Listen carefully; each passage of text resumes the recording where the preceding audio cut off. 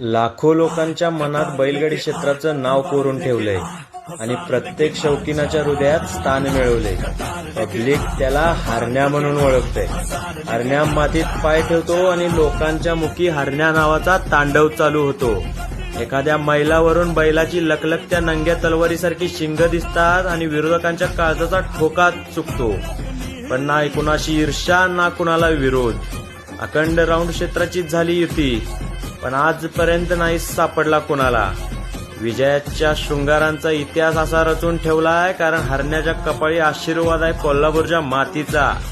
शर्यत क्षेत्रातला असा नंदी जो पट्ट्यावर आला तरी त्याचा विजय ठरल्यासारखा आहे. आज कर्नाटकातून सत्कारासाठी हाक आली आणि पोचला वाघ पब्लिकचं प्रेम घ्यायला. हेच समाधान कमावले हरण्यानं आपल्या मालकासाठी.